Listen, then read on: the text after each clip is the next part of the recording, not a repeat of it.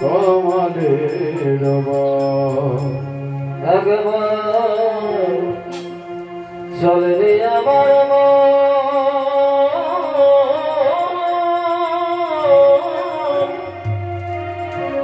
মধুর বৃন্দাবন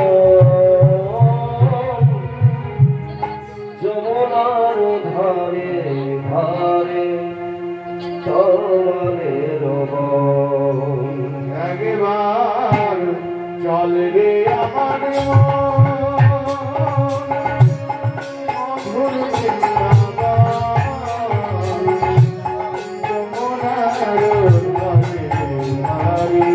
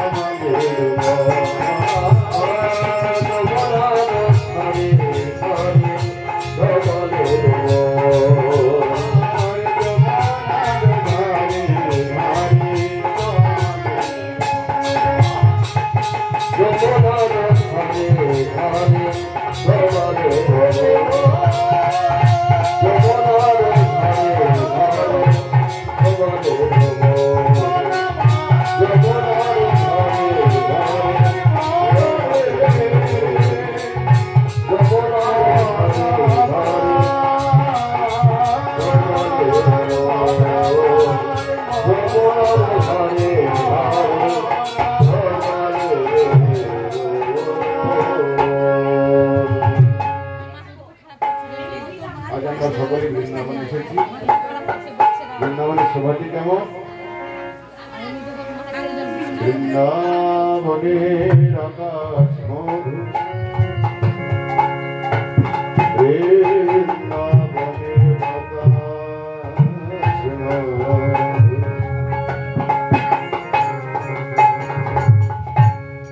বৃন্দাবনের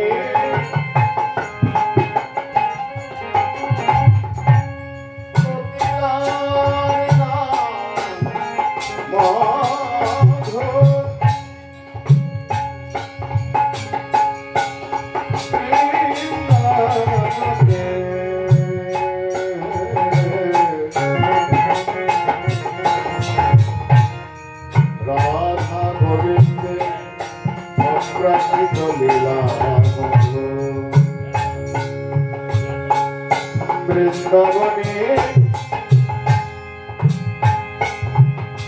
রাধা গোবিন্দের লীলা শ্রবণ করি ভক্ত মধু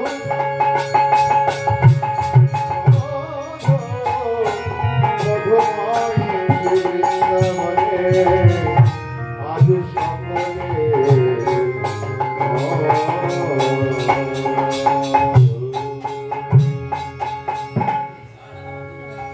মধুর মধুরা বৃন্দাবন বৃন্দাবন মধুরা মধুরং বৃন্দাবন বৃন্দাবন মধুরং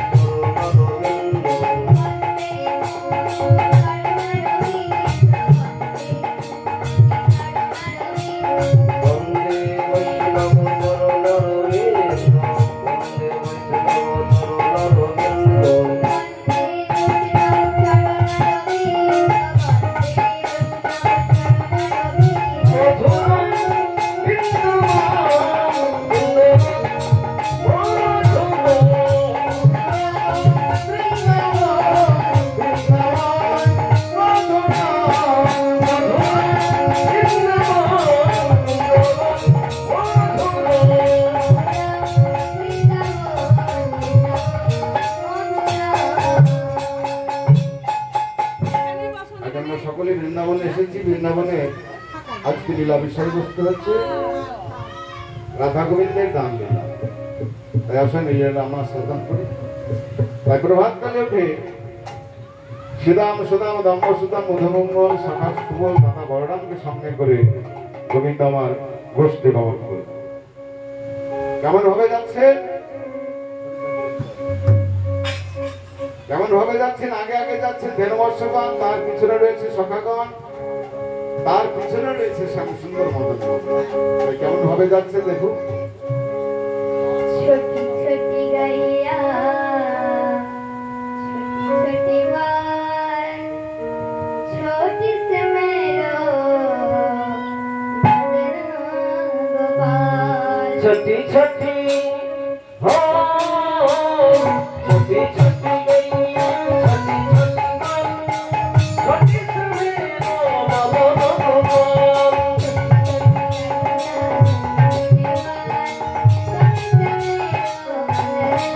छोटी छोटी गैया छोटी छोटी गाय छोटी से मेरो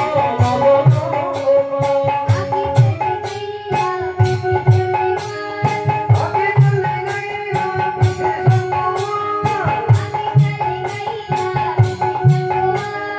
आगे चले गैया पीछे संगवान। छोटी छोटी हो छोटी छोटी छोटी छोटी गैया छोटी छोटी गाय छोटी से मेरो छोटी छोटी गैया छोटी छोटी गाय छोटी से मेरो काले काले गैया गोरे गोरे गाय काले काले गैया गोरे गोरे गाय। छोटी छोटी हो छोटी छोटी छोटी छोटी गैया छोटी छोटी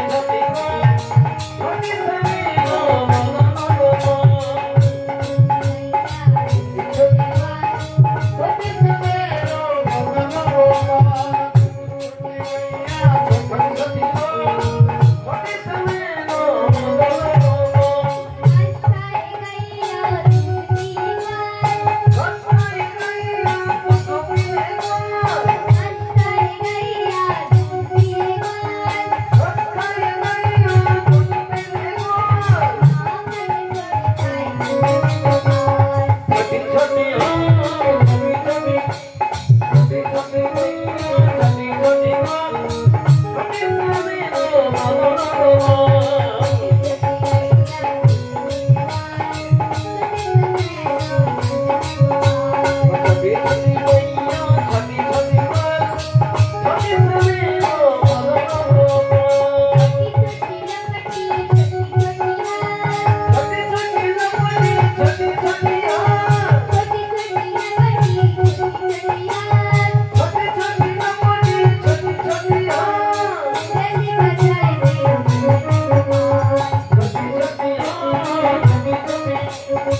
छोटी से मेरो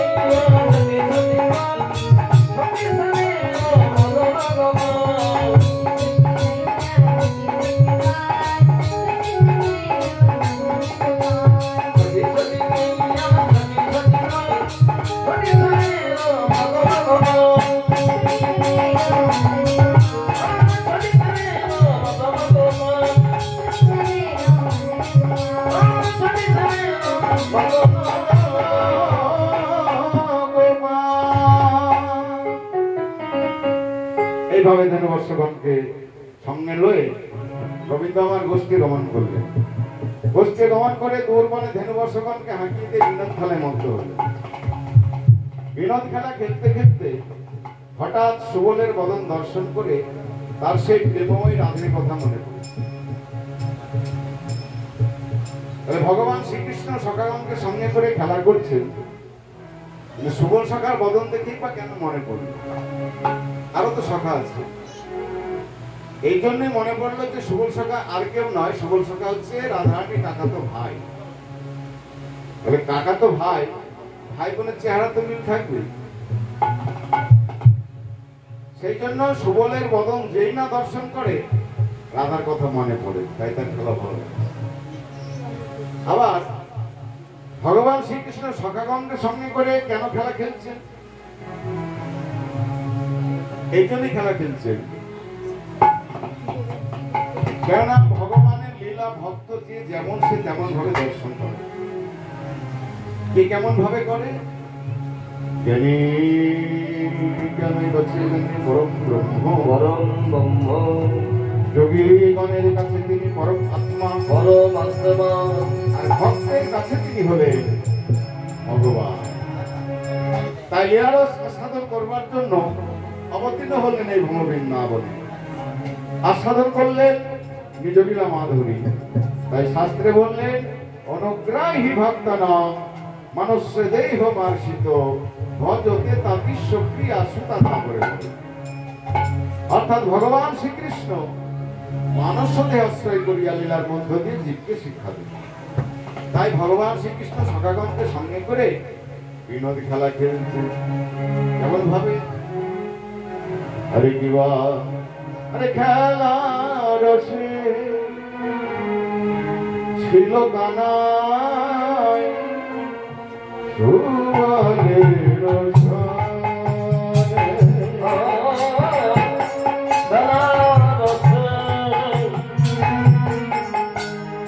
ছিল কানা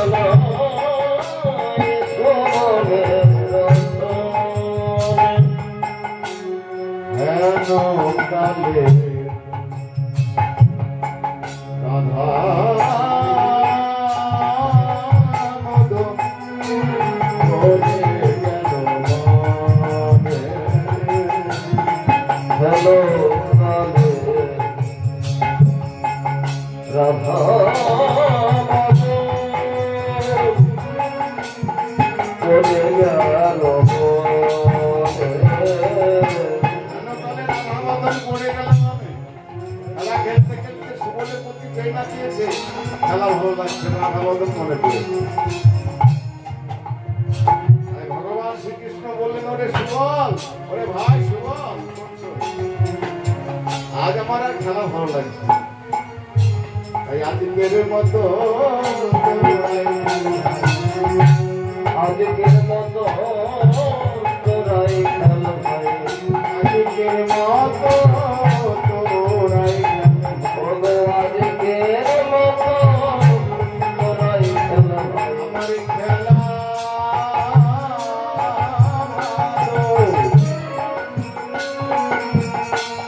লাগে মানে আজকের মতো তোরাই খেলা, আমার খেলা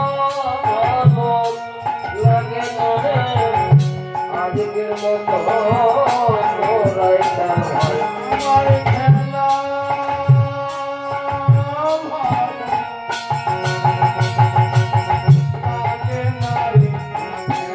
নারী সাথে আসে নাই ভাই। আমার খেলা ভালো লাগে মনে খেলার সাথে আছে না ভাই, খেলা সাথে আছে না ভাই, খেলার সাথে আছে না ভাই, আজকের মতো তোরাই খেলো ভাই,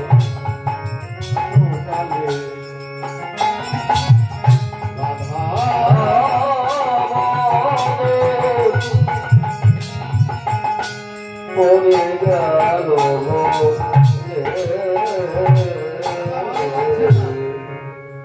তাই খেলা ভালো লাগছে না, তাই কি করলেন? তার সমস্ত ধ্যানবর্ষগণকে সুবলের প্রতি শোকে দিয়ে চলে যাচ্ছে। যেই না সুবলের প্রতি শোকে দিয়ে চলে যাচ্ছে, সুবল সখাকে ডেকে বলছে ভাই কানাই, ভাই কানাই, এ ভাই কানাই, তুই যে আমার মধ্যে এই নবলক্ষ ধেনু রেখে চলে যাচ্ছিস, এই নবলক্ষ ধেনুর মধ্যে 6 ধনু রয়েছে বড় চঞ্চল, এদের আমি চারণ করতে পারবো না ভাই, এদের তুই সঙ্গে করে নিয়ে যা। আবার এই 6 ধনুর মধ্যে একটি প্রধান ধেনু আছে, 6 ধনু কে কেউ কাম ক্রোধ লোভ মোহ মদ মাৎসর্য। আবার এই 6 ধনুর মধ্যেও একটু প্রধান ধেনু আছে, সেটা হচ্ছে কাম ধেনু। এই কাম ধেনু কারো কথাও শোনে না, কারো বসেও থাকে না, এদের তুই সঙ্গে করে নিয়ে যা। কিন্তু গোবিন্দ মা কি করলেন, তার সমস্ত ধেনু বর্ষগণকে সুবলের প্রতি সঁপে দিয়ে চলে গেলেন সেই যমুনার তীরে। আপনার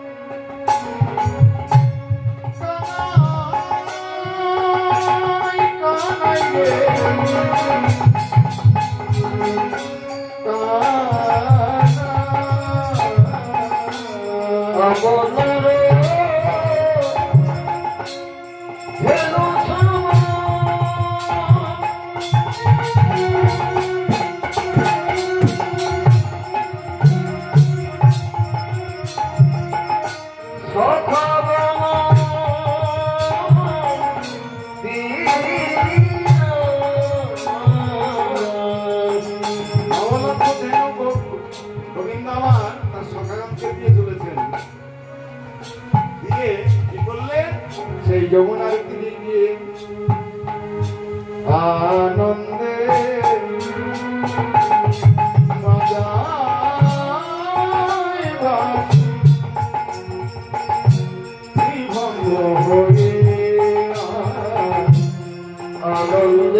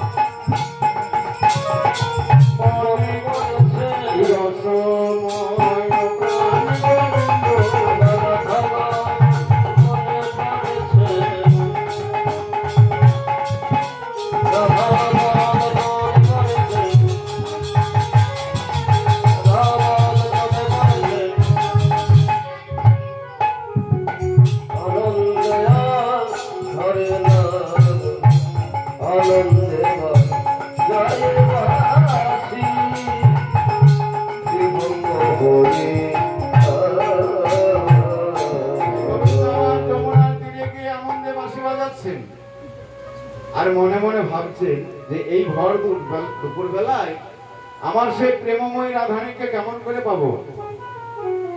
এই কথা ভাবতে ভাবতে হঠাৎ মনে পড়েছে সেই জীব শক্তি স্বরূপিণী যোগমায়ের কথা। তাই গোবিন্দ আমার যোগমায়াকে স্মরণ করলেন, আর যেই না যোগমায়াকে স্মরণ করলেন, যোগমায়ার সঙ্গে সঙ্গে এসে গোপালকে দর্শন দিয়ে বলে, বলো বলো গোপাল, তুমি কেন আমায় স্মরণ করেছো?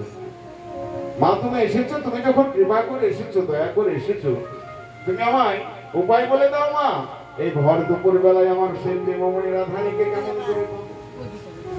এই কথা এক কাজ করো গোপাল, তোমার জঠর বসরে যে বাঁশিটি লুকিয়ে রেখেছো, ওই বাঁশিটি একবার বের করে রাধা রাধা বলে গানাই করল মোহনবাস।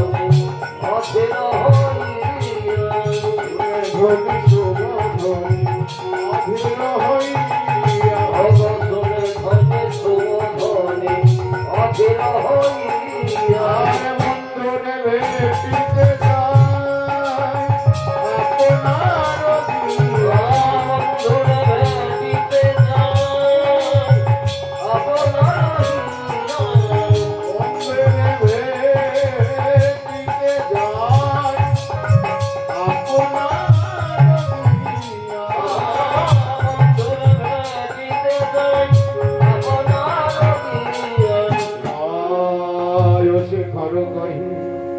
এই কথা বটে চলো সবে যাই মোরা যমুনার যমুনার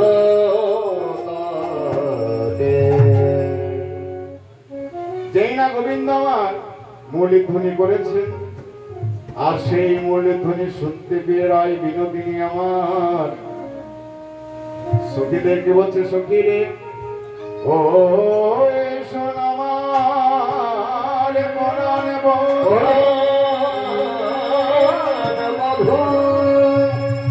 আমার নাম ধরে রাধা রাধা বলে বাঁশি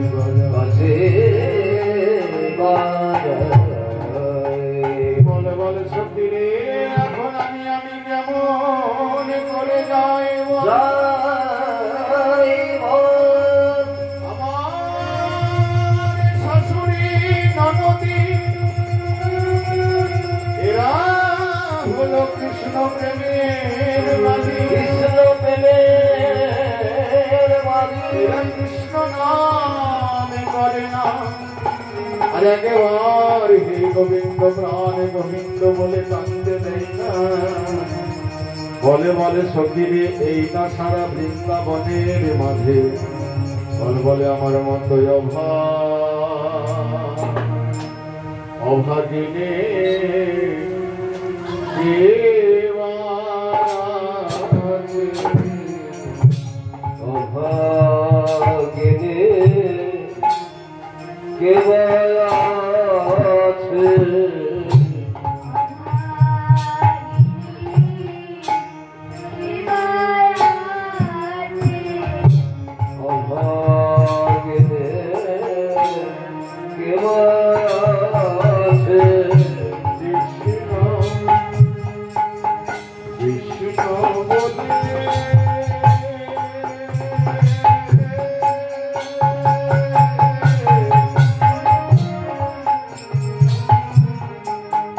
কাঁদিতে পারে না অভাগিনী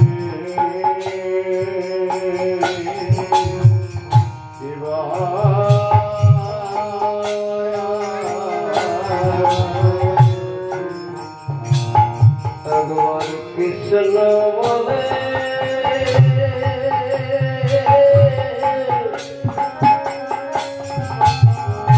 কলিতে বইল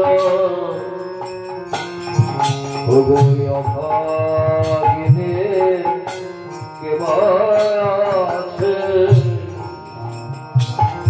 একবারে কৃষ্ণ কৃষ্ণ বলে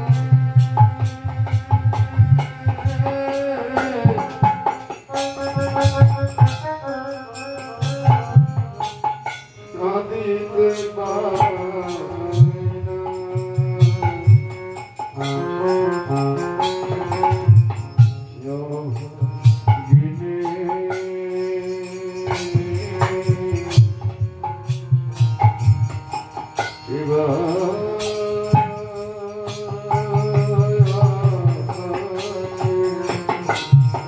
একবার কৃষ্ণ বলে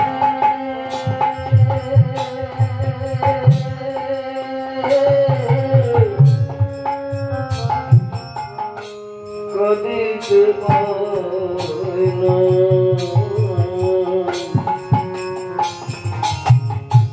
অভাগিনী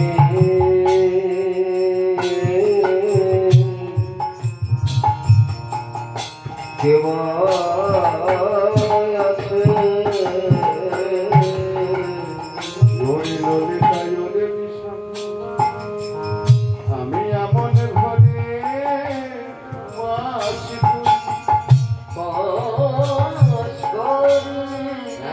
কৃষ্ণ বলে জানতে পাই না, একেবারে হে গোবিন্দ প্রাণ গোবিন্দ বলে ডাকতে পারি না, আবার আমি বাঁশি শুনে ঘরে থাকতেও পারি না, বলে বলে ললিতা রে বল আমি কেমন করে যাই, আমার শাশুড়ি ননদ এরা কৃষ্ণ প্রেমের বাদী, এরা কৃষ্ণ নাম করতে যাই না, একবার হে গোবিন্দ প্রাণ গোবিন্দ বলেও ডাকতে পারি না, বলে বলে সখী রে আমি এখন কিবা করি, ললিতা বলে ওগোরাতে তুই বাঁশি শুনে যখন থাকতে পারিস, আবার বাঁশি শুনে যেতেও পারিস, তুই একটি কাজ কর, তোর সেই পূর্ণিমায় অর্থাৎ পূর্ণমাসী যোগমায়াকে স্মরণ কর, তোর পূর্ণমাসী যোগমায় সে তোকে নিয়ে যাবে, এইবার রাধারানী আমার পূর্ণমাসী যোগমায়াকে স্মরণ করলে, পূর্ণমাসী যোগমায়া অর্থাৎ বুড়িমা সর্বমুখী এসে দাঁড়াবে, বুড়িমাকে দেখে বলছে শোনো বুড়িমা আমি তোমারে আমারও মনের বলে শোনো বুড়িমা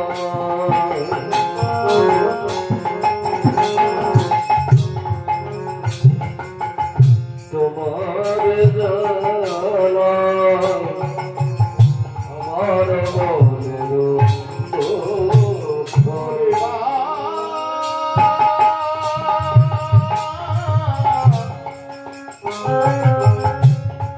আমি আমার মনের দুঃখের কথা আমি তোমায় কিন্তু বুড়িমা গো তোমার কাছে আমার করজোরে নিবেদন, আমি যেই দুঃখের কথা বলেছি এই কথা তুমি আর কাউকে বলবে, কথা করে না কহু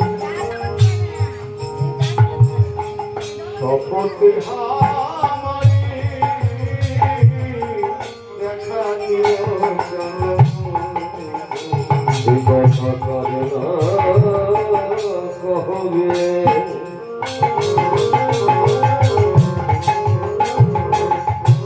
শপথে আমারে দেখা দিও যেন দেখতে পারি, যেন দেখতে পারি মাগো দেখতে পারি, মাগো দেখতে পারি, তোমার কৃপায় যেন দেখতে পারি, মাগো তোমার কি পাই যেন দেখতে পারি, বংশী প্রাণে তোমার কৃপায় যেন দেখতে পারি, তোমার কি পাই মাগো দেখতে পারি, আমার সেই মধুর চাঁদ বদন খালি দেখাইতে পারবে, বইরা বলছে রাধে শুধু দেখাবো না রে, আমি তোকে সঙ্গে করে নিয়ে গিয়ে তোর বধুর পামে দাঁড় করিয়ে তোদের সুবর্ণ দর্শন করে আমার মনোবাসনা পূর্ণ করবো, কিন্তু রাধে আমি তোকে নিয়ে যাই কেমন করে, তোর শাশুড়ি ননদী সেরা তো তোকে যেতে দেবে না, এই বলে বুড়িমা আমার কি করলেন, জটিলাকে গিয়ে বলছে এই জটিলে আজকে শুনেছিস আজ কংস রাজা নাকি ওই মথুরা হাটে দধিদুগ্ধ গীত ঘোল ভুবনে বিক্রয় হচ্ছে, তোমাকে তুই যাবি? জটিলা বলছে বুড়িমা আমি কেমন করে যাই বলো,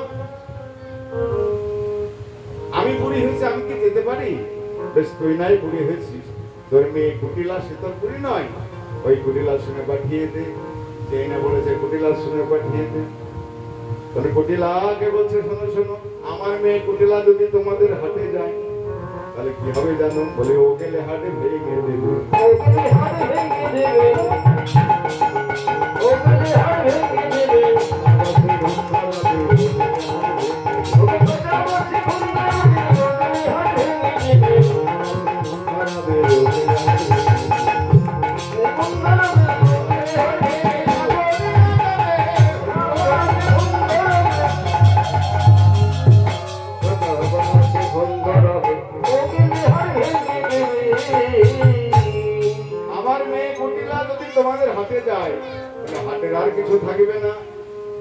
বুড়িমা তুমি যখন যাচ্ছ তুমি আমার বৌমাকে নিয়ে যাও। বেশ, তোরা যখন এত করে বলছি রাধে আর বিলম্ব করিস না, বসনে সাজিয়ে নে। তবে বুড়িমা আমার মেয়েকে নিয়ে আমার বৌমাকে নিয়ে যাচ্ছ, যাও একটু কিন্তু চোখে চোখে রেখে। কেন রে? আমার বৌমার স্বভাবটি ভালো নয়। ওই বৃন্দাবনের পথে যেতে যেতে এদিক ওদিক ওদিক ওদিক থাকে। কেন কেন তাকাই?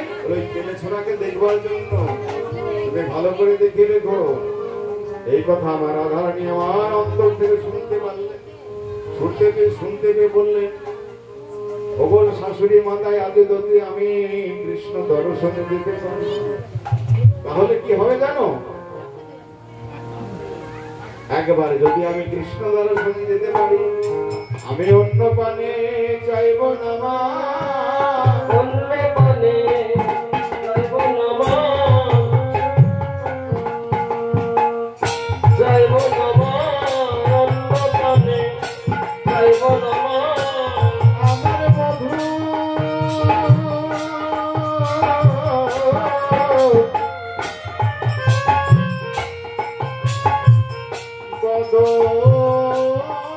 ছাড়া অন্য পানে চাইব না মা, আমার মধু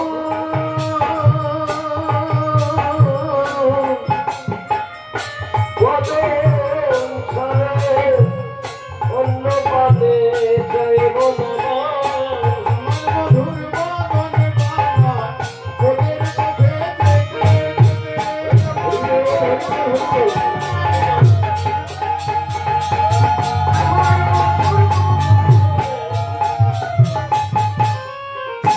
অন্য পানে চাইব না মা।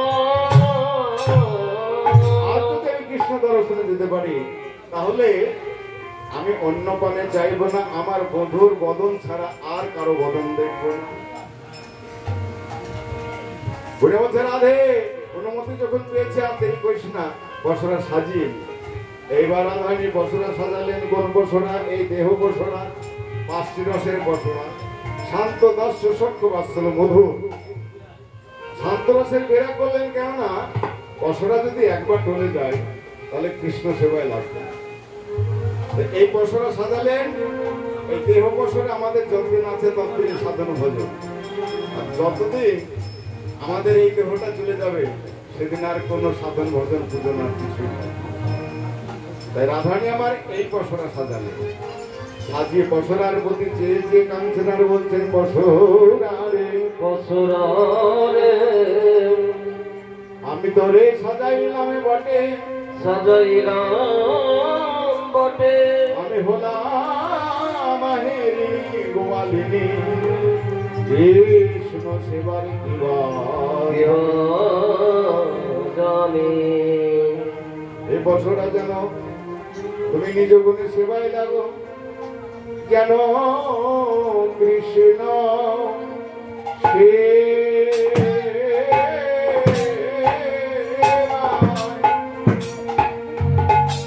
সেবায় লেগো, সেবায় লেগো রে। আরে ও যেন কৃষ্ণ সেবা,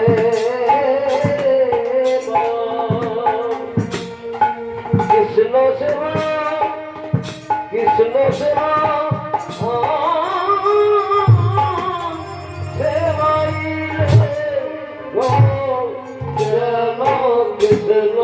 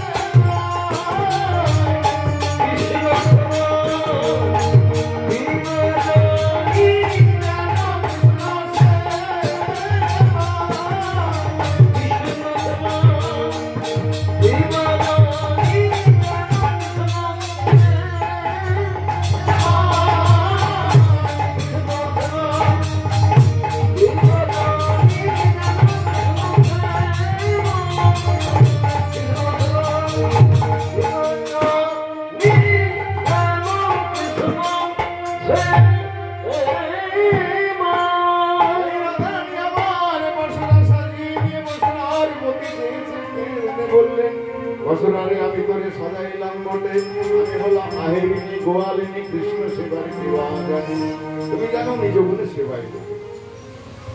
ঘুরে বলছে রাধে আর বিলম্ব করিস না, চল চল আমরা কৃষ্ণ দর্শনে গমন করি। এবার কৃষ্ণ দর্শনে গমন করবে, এমন সময় জটিলা ডেকে বলছে বৌমা তুমি তো যাচ্ছ শুভ কাজে, এক কাজ করো আমার ঘরে দেখো শ্যামা মায়ের বিগ্রহ রয়েছে, ওই শ্যামা মায়ের জয় দিয়ে যাও, তাহলে দেখবে বৃন্দাবনের পথে আর কোনো বিপদ আসছে না। তো শ্যামা মায়ের জয় কেমন করে দেবে গো? রাধারানী তো শ্যামা মায়ের পুজো করে না, শ্যামের পুজো করে, কিন্তু জয় দেওয়ার ভঙ্গিটি এমন একাই করলেন জটিলা কটিলা বুঝতে পারলো না কার জয় দিয়ে গেল। জয় দিয়ে গেল শ্যামের, আর জটিলা কটিলা বুঝলো শ্যামা মায়ের। কেমন ভাবে সখীদেরকে বলছি, সখীরে তোরা একবার জয় দে জয় দে জয়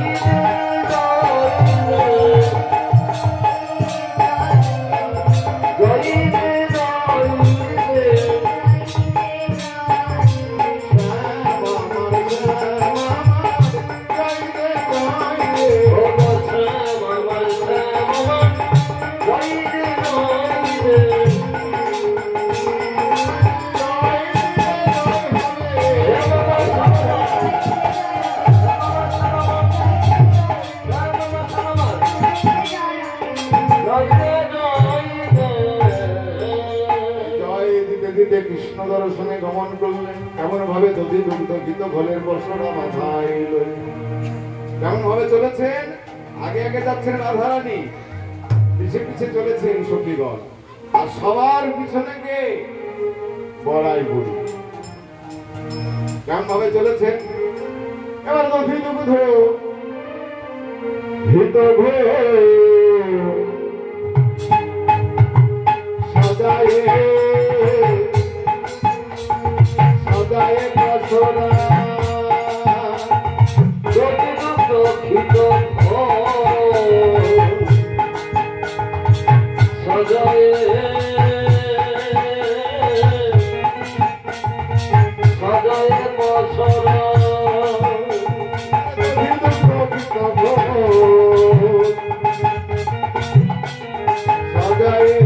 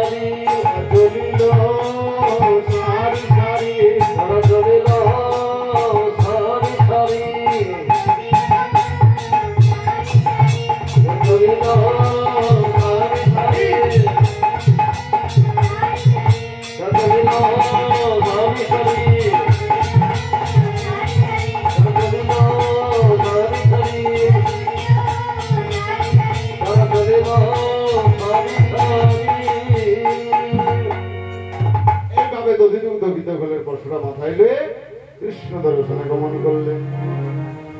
কৃষ্ণ দর্শনে গমন করে ব্রজের পথে বেশ ঠমকে ঠমকে যাচ্ছে, মানে গোপাল গোবিন্দকে দর্শন করবে বলে। কিন্তু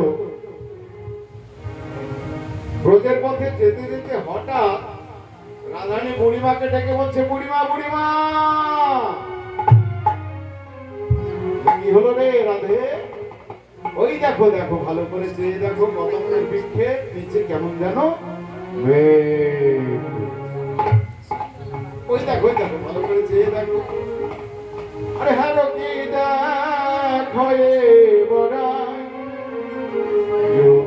কদমের তলে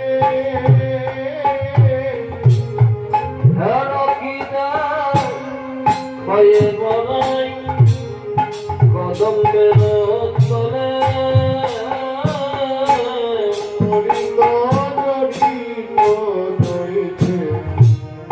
জল ধরে তরিত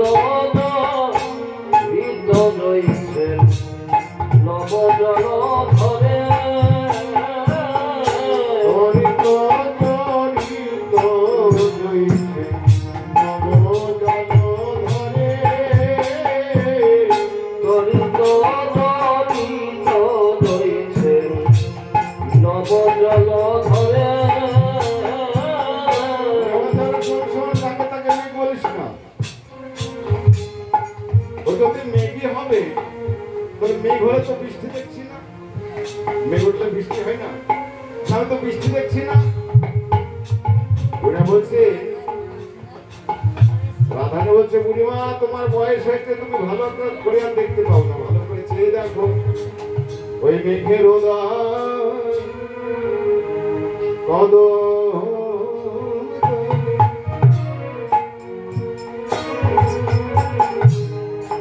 বর্ষনা নয়ন পথে বুড়িমা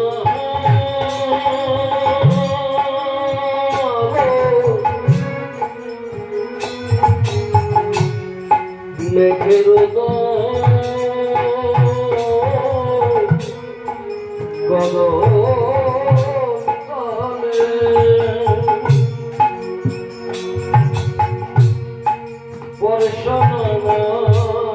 নয়ন পথে বুড়িমা গো,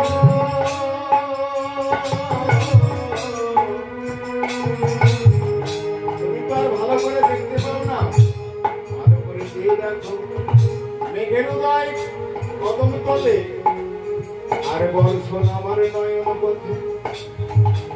রাধানী নয়ন পথে বর্ষণ মানে জল এলো কোথা থেকে?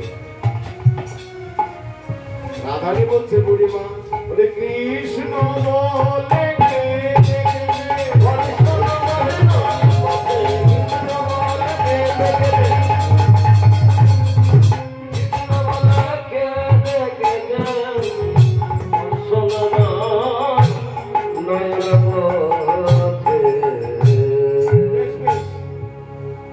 আকাশে মেঘও দেখলাম, বৃষ্টিও দেখলাম রাধে, কিন্তু যে মেঘে বৃষ্টি হয় সেই মেঘে কি দেখা যায়? বৃষ্টি হওয়ার পরে রামধনু দেখা যায়। রামধনু তো দেখছি না, যেই না বলছে রামধনু দেখছি না, রাধারানী চতুরের শিরোমণি কি করলেন? গোবিন্দের মস্তকে যে চোরা, চোরার ওপর যে ময়ূর পুচ্ছ, সেই ময়ূরের পাখা সাতটি রং দেখিয়ে বলেন ওই দেখো বুড়িমা ভালো করে চেয়ে দেখো, তাহার উপরে শোভে নবইন্দ্রধনু, তাহার উপরে শোভে নবইন্দ্রধনু, তাহার উপরে শোভে নবইন্দ্রধনু। বড়াই বলে প্রেমনাথ মন্দির বিকানো, বড়াই বলে প্রেমনাথ মন্দির বিকানো, বড়াই বলে প্রেমনাথ মন্দির বিকানো, বড়াই বলে প্রেমনাথ মন্দির বিকানো। বড়াই বলে চেননাথ নন্দের বেটা কানুরে, শ্রী নন্দের নন্দন কৃষ্ণ আজ দানি সিঁধে বসে আছে। ও রাধে, আর আমাদের মথুরায় গিয়ে কাজে নেই, মথুরার দিকে যেতে আর মনে নাই, মথুরার দিকে যেতে আর মনে নাই, মনে নাই, মথুরার দিকে যেতে আর মনে নাই।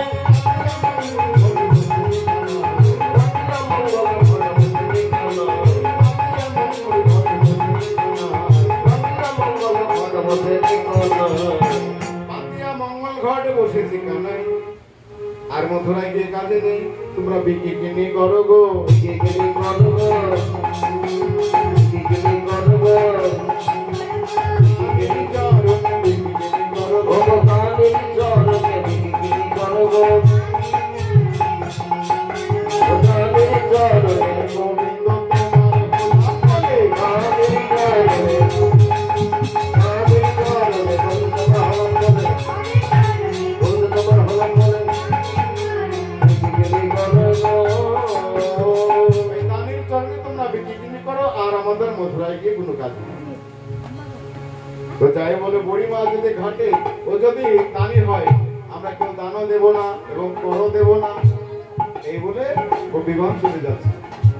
যেই না চলে যাচ্ছে, তখন গোবিন্দ ডেকে ডেকে বলছে, কোথা যাও হে গোয়ালিনী, কোথা তোমার ঘর, কিসের বসরা দাসী মাথার কথারয় কোথা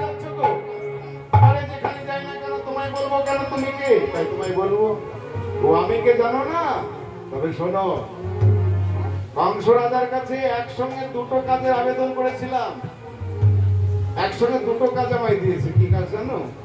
এই ঘাটে যারা পারাপার হবে তাদের কাছে করি আদায় করা, আর যারা দধি দুগ্ধ ঘিত ঘোল বিক্রয় করে কর দেয় না তাদের কাছে কর আদায় করা। তাই আমি কে জানো? আরে ঘাটের ও ঘাটোয়াল আমি, পথে মহারানী। ঘাটের ঘাটোয়াল আমি, পথে মহারানী।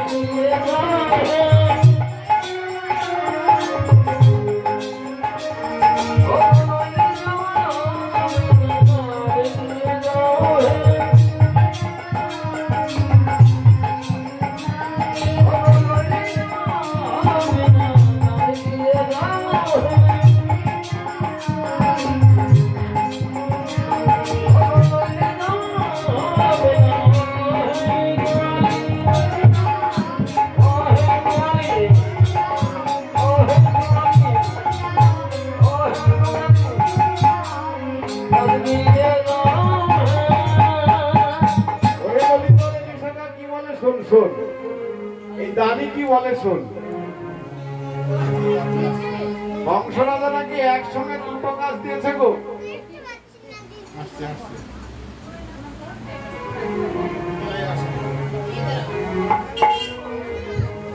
কংস রাজা একসঙ্গে দুটো কাজ দিয়েছে। আমরা তো একই চাকরি পাই না। আর কংস রাজা এমন কি গুণ আছে যে একসঙ্গে দুটো কাজ দিয়েছে? বলো বলো বলো বলো ও নিগনে বিধি তোমায় দানে করেছে।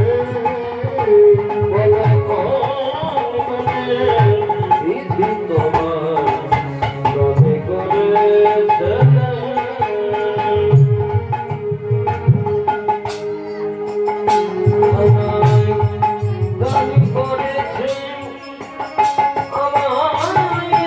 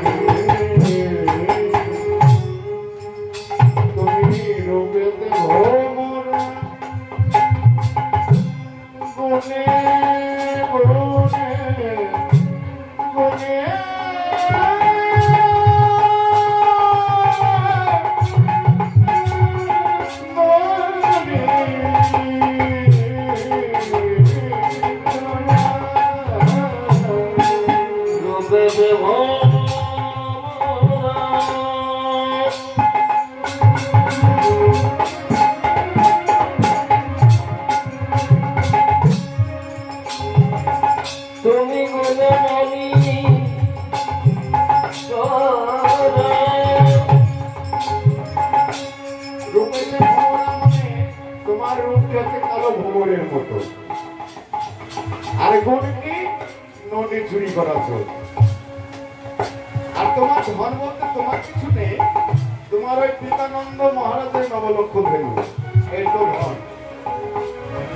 আর তোমার গুণ কি? নদী চুরি করা। তবে হ্যাঁ, এর মাঝে মাঝে কখন আবার রাজা হও তুমি। কোথায়? রাখাল রাজা বলি না, এই তো তোমার গুণ। আর এমন শুনে একসঙ্গে দুটো চাকরি তোমাকে দিয়ে দিয়েছে। রূপেতে ভ্রমণ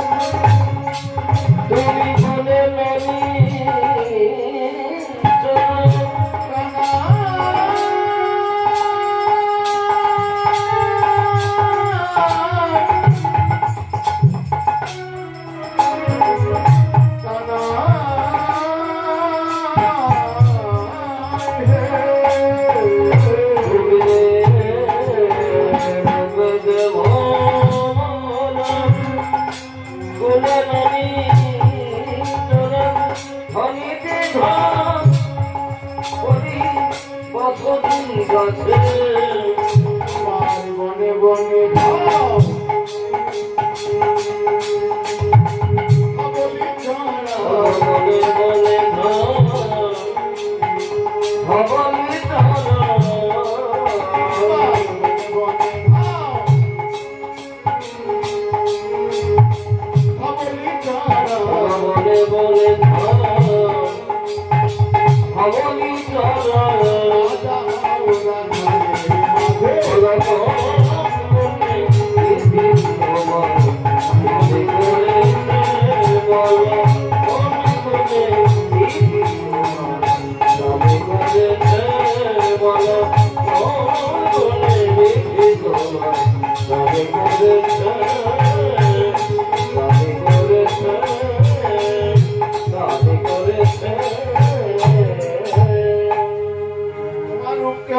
ভোমরের মতো, আর গুণ তো তোমার কিছু নেই, ননি চুরি করাচ্ছ। তো গোবিন্দ বলেন, আমি শুধু ননি চুরি করি না, আমি দুষ্টের দমন করি, সৃষ্টির পালন করি, আর সাধুদের পরিত্রাণ। সেই জন্য আমাকে যুগ যুগ ধরে ধর্মকে স্থাপন করবার জন্য আমাকে অবতীর্ণ হতে হবে। কিন্তু ওই যে তোমরা কালো বলে আমাকে যে নিন্দা করছো, বিধাতা আমাকে কালো করেছে। বিধি বিধান যাকে যেমন ভাবে লিখে দিবে তার কপালে তেমন। ভগবান বলেও নয়, যেই হোক না কেন, বিধি বিধানের কাছে কেউ জিততে পারবে। তাই বিধাতাই আমাকে কালো করেছে, আমি তো করবার কিছু নেই। তাই অমন করে বলো না, বলো না, তোকে অমন করে বলো না, বলো না।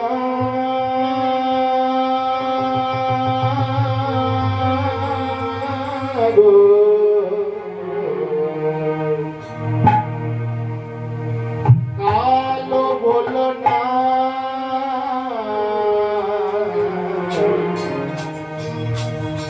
কালো কালো বলো না,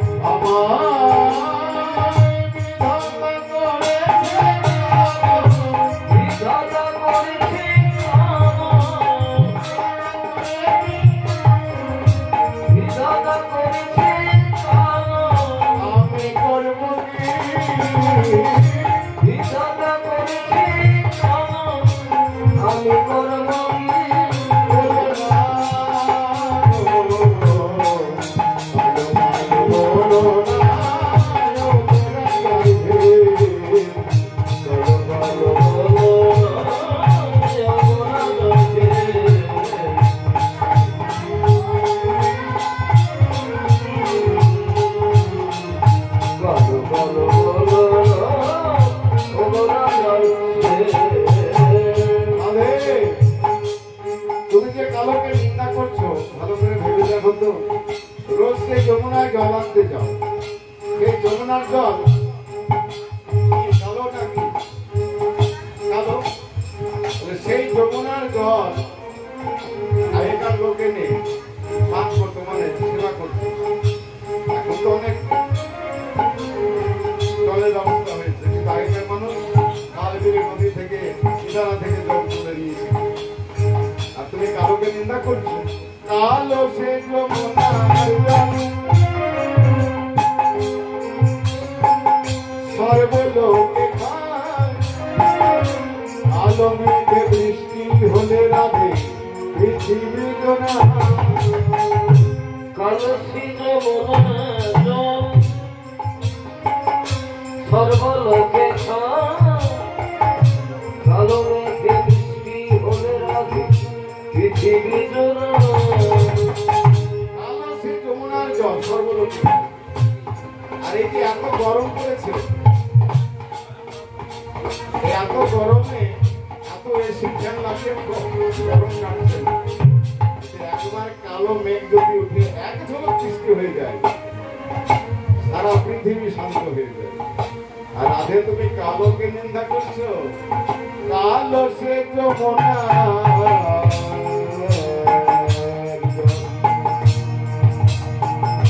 সর্বলোকে খায়, কালো মেঘে বৃষ্টি হলে রাধে পৃথিবী জোনা। কালো সে যমুনার জল সর্বলোকে খায়, কালো মেঘে বৃষ্টি হলে রাধে পৃথিবী জোড়া। কালো তোমার মাথার কে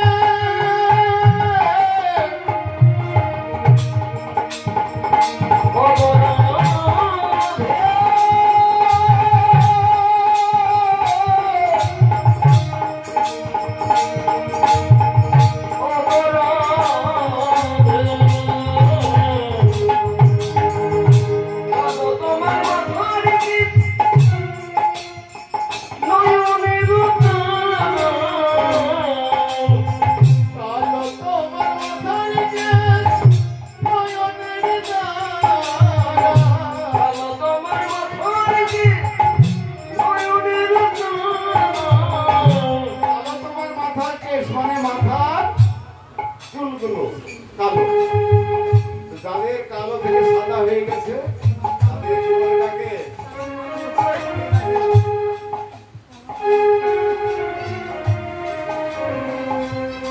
বুড়ো বলে ডাকে। বুড়ো। হ্যাঁ, বুড়ি বলে ডাকে, বুড়ি।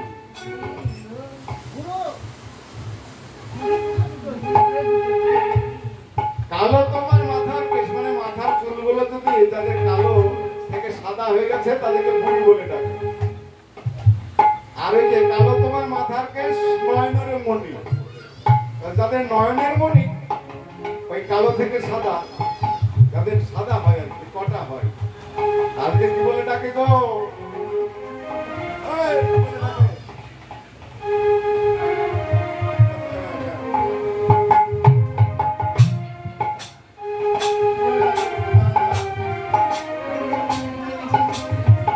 তাদেরকে তিরাঞ্চ কি বলে ডাকে?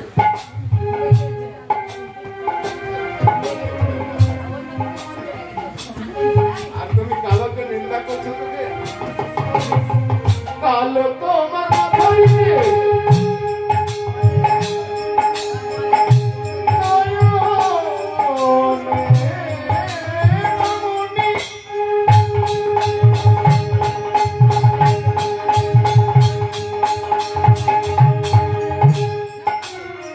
কালো তোমার মাথার গীত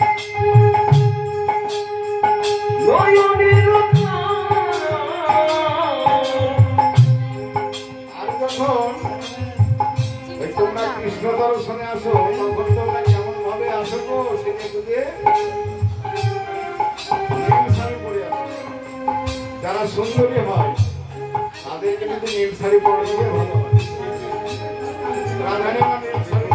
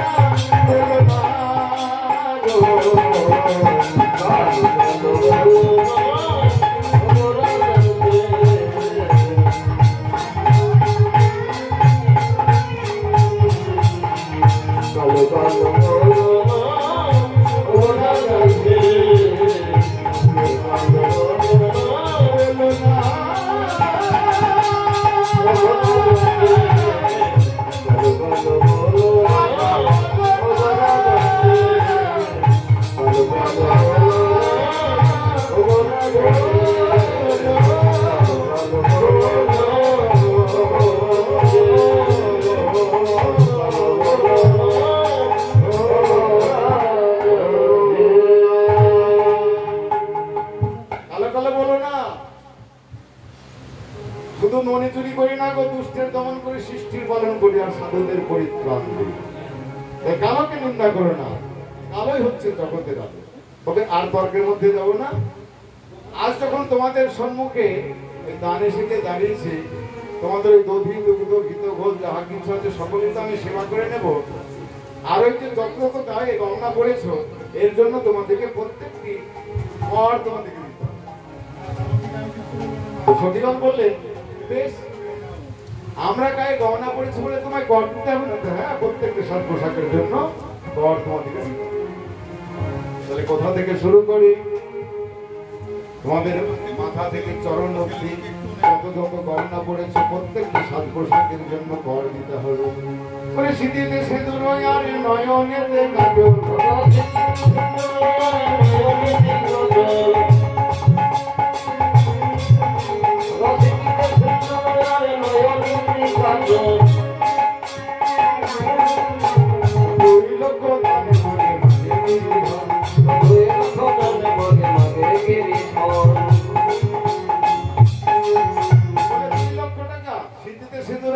কাজল, বলে না তো? হ্যাঁ, 2 লক্ষ টাকা দিতে হবে। গোপীগণ বলে, আমরা তো 2 লক্ষ দেব না। তবে কারা দেবে জানো? বলে তারাই দেবে 2 লক্ষ, তারাই দেবে 2 লক্ষ, তারাই দেবে 2 লক্ষ, তাদের 2 দিকে লক্ষ, তারাই দেবে 2 লক্ষ, তাদের 2 দিকে লক্ষ, তারাই দেবে 2 লক্ষ, তাদের 2 দিকে লক্ষ। কোন দিকে লক্ষ? আমাদের লক্ষ্য থাকে না? আমরা পৌরণীকে বলি, গোবিন্দকে বলি, যে তাকে বলে না, মা টাকা দেন আরে দেখা দেন, কিন্তু সেটা তো হবে না। যাদের 2 লক্ষ লক্ষ্য, তারাই দিলে দিতে পারে। তারা কারা? যারা কৃষ্ণ চাই আর বিষয়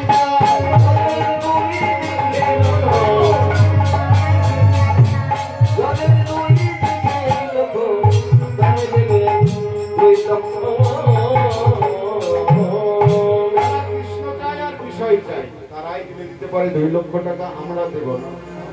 গোবিন্দ বলেন, আরো আছে গো, ওই যে সুন্দর সুন্দর গলায় গজমতির হার পড়েছ, ওরে বাবা, শত শত হাতের মধ্যে 20টি হাতের মূর্তি হয়, আর সেই গজমতির হার পড়েছে, দাম কি কম হবে?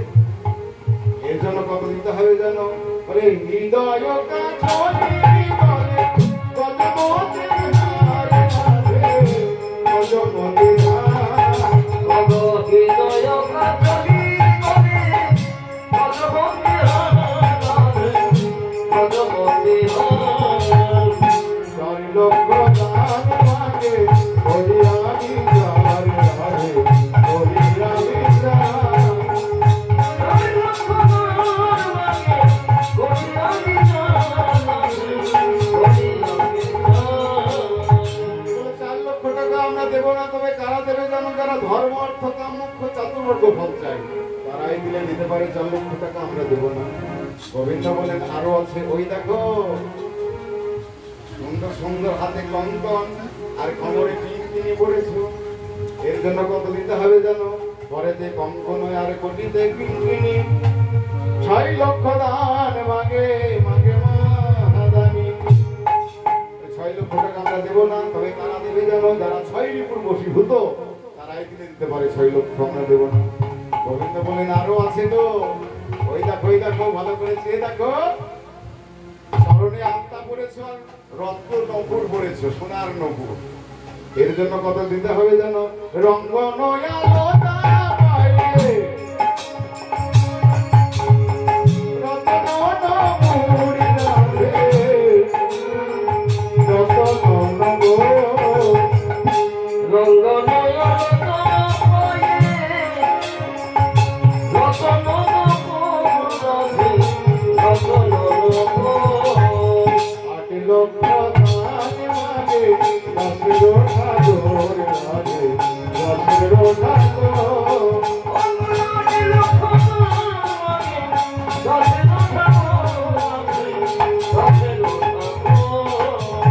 বলে 8 লক্ষ টাকা, বলে আমরা তো দেব না। তবে 8 লক্ষ কারা দেবে জানো? যারা অষ্ট ফাঁসে বাধা পড়েছে, তারাই দিলে দিতে পারে 8 লক্ষ টাকা। তাহলে অষ্ট ফাঁস কি গো? তারা বাধা পড়েছে কারা? আমরা বাধা পড়েছি। এই অষ্ট ফাঁস কি? লজ্জা, ঘৃণা, ভয়, মান, কুল, শীল, জাতি এবং অভিমান। আমরা অভিমান দেখাই, জাতকুলের মান দেখাই, ঘৃণা করি, তাই তো? এই অষ্ট ফাঁসের জন্য আমাদের ভগবত ভর্জন হলো না, ভগবান ভর্জন গোবিন্দ ভজন হলো। এই অষ্ট ফাঁসকে ছিন্ন করতে পেরেছি বলেই কবিগান বললেন তোমার চরণ পন্থে এসেছি কেন? আমরা তো দেব না। গোবিন্দ বললেন বেশ বেশ, তাহলে বলো তো তোমাদের ওই মাথা থেকে চরণ অবধি কত টাকা হলো? 20 লক্ষ। যেই না বলেছে 20 লক্ষ টাকা,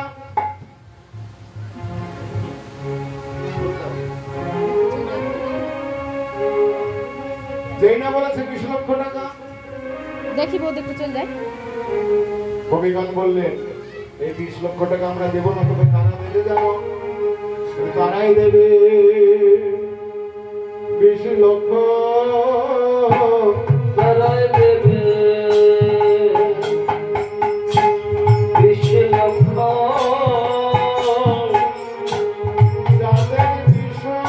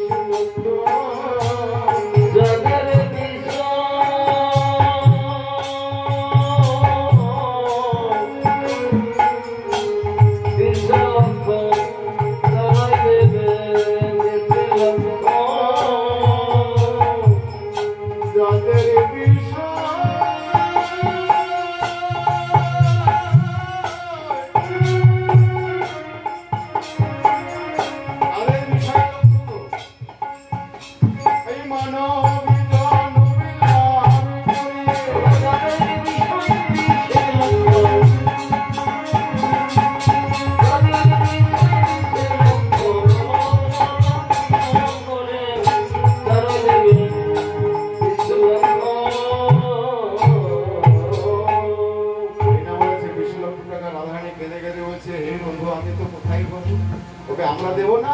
তবে কারা দেবে? যারা বিষয়ে যারা মানব জন্ম লাভ করেও ওই বিষয়ের প্রতি ছুটছে, একমাত্র তারাই দেবে। তাই রাধারানী কেঁদে কেঁদে বলছে হে বধূ, আমার বলতে যাহা কিছু ছিল আমি তো তোমার, আমার বলতে কিছু থাকলে আমি তোমার।